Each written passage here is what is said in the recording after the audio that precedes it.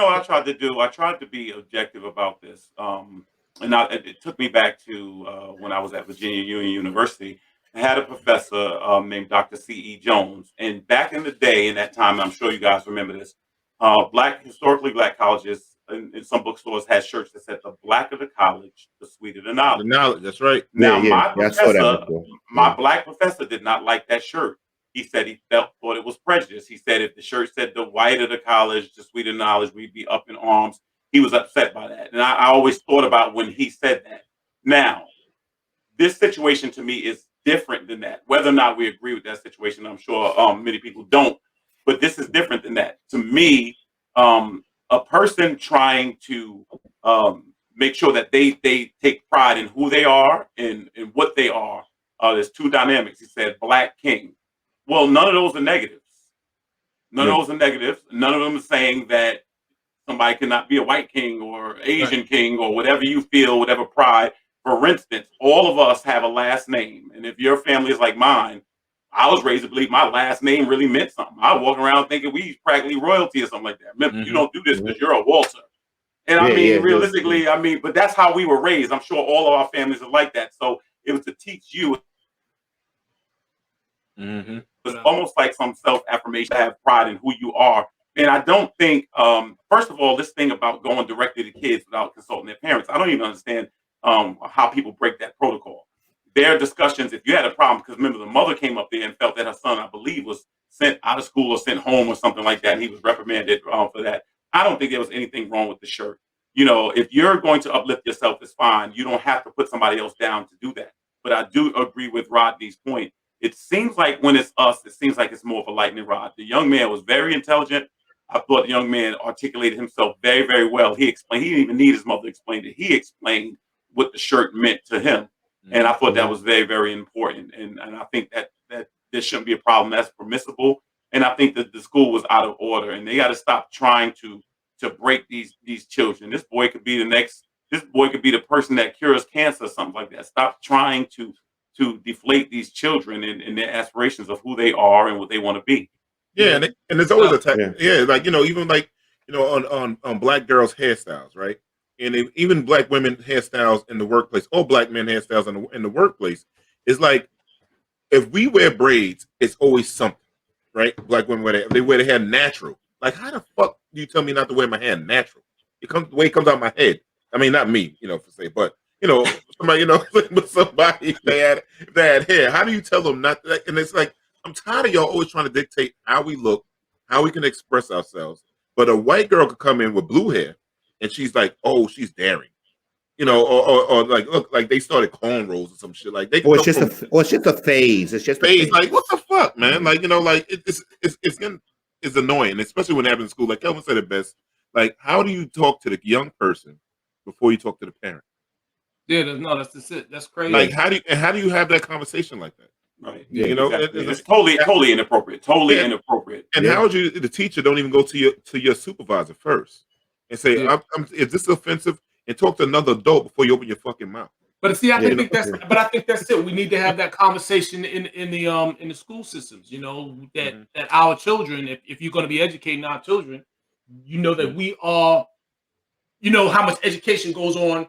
If you know that you have, as a teacher, how much education goes on within the school system. But when you leave, when the kids leave and go home, when they're watching TV, they're on the internet, that's education happening as well. You know what I mean? And a lot of that is miseducation. So you have to understand that, Scott, these kids need self-affirmations. We need, he needs that t-shirt to say Black King. The young sister needs that t-shirt that says Black Queen. You know what I mean? They need that, so to change around some of those negative, that the negative input that they're getting, out in this world, because I would think as an educator, you would understand, that how people learn and how knowledge gets passed on and how people process things and what's necessary in the lives of your children. That's all. And Derek, I think the most important thing is the fact that you're dealing with people who have been disenfranchised. Right. So that is something that is very, very important. That is a key element that may be missing to a lot of people. In other words, this is coming from a people who were told you were less than. Exactly. This is coming from a group of people that are told, well, you're not as smart. You can't. Exactly. My father was in the Air Force in 1970 on his way to Vietnam. they told him things that were prejudiced that he told me about then. They told my father that white men are better shooters because the way their torso and things like that. So all these things. So what it is, we find ourselves digging out from under erroneous information that has been spewed and exposed on us for years. And so that's why it's important. So these parents are trying to say some of the things that people used to do that would be critical to us and damaging to us. I want to make sure that you realize that you are just as smart or just as good as any one of your counterparts. And that's why. So it's a lot different. We're the only group of people that did not come to this country by choice, and it makes a big difference. It does. Correct. I'm gonna share something with you guys. Like, you know, my son, when he was in high school, right? I came home one day and he told me that he had a political conversation with one of his teachers, right? So he explained to me what the teacher had said. And, you know, this was around the time that like Trump had kind of like just took office, right? And, you know, he said some things, which and two of the things were definitely not true. But as a parent, I felt the need to go up there. And I was up there the next day. And I talked to the head of science department with him in the room.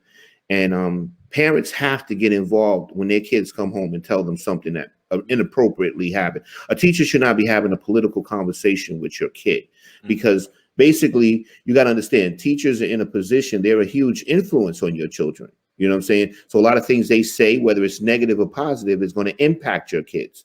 So I went up there and I really went hard body on him and checked him. And I told him anytime he wants to have political conversations, give me a call. Give me a call. And we don't have a political conversation with a child. You know what I'm saying? Because you have an advantage.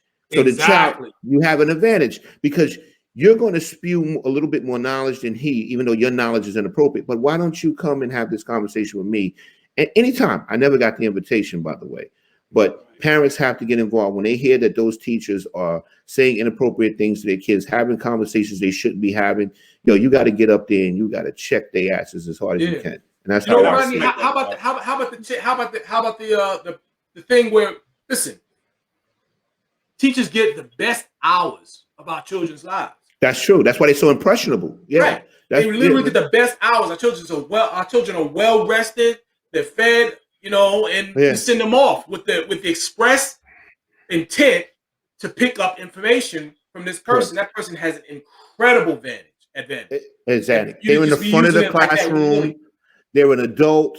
They're speaking to the children. The kids look to this person as, yo, this person is full of knowledge. He's a teacher. What they say must be true, which is not the case. Teachers have effed up views as well, you know what I'm saying? And and they say things that they shouldn't say, just like anybody else. Yeah, you know, they have a whole life outside. And this is important. This is important as a person that works in ministry. Let me say this. So when it comes to like messages or sermons and stuff like that, you know what I do? I stick to the text. Yeah. That's what holds. I stick to the text. I can't get up there. This is not the Kelvin Walter hour. You know what I'm saying? In other words, I stick to the text. That's what people come in to hear. You know what I'm saying? And so what you do is you stick to your curriculum. That's what, in other words, you're not a poli-sci teacher. Yeah. You're a science teacher. You teach science. That's what it's for. You see what I'm saying? You know, I remember when I was a kid in 5th grade, I had a teacher. He didn't believe in giving homework, right? And you know, as kids, we was hyped. Yeah. And I told my parents, I go home, my parents like, do your homework. I'm like, oh, I don't have no homework. My mother was like, what you mean you don't have homework? I was like, he don't give homework. No. I come home the next day like, Mom, guess what? I got transferred to a new class. She's like, I know you did. Because I did it. My mother followed up there. That's right. Yeah. You don't give homework. My parents like, you must be crazy. He gonna get some homework. Yeah. You know what I'm saying?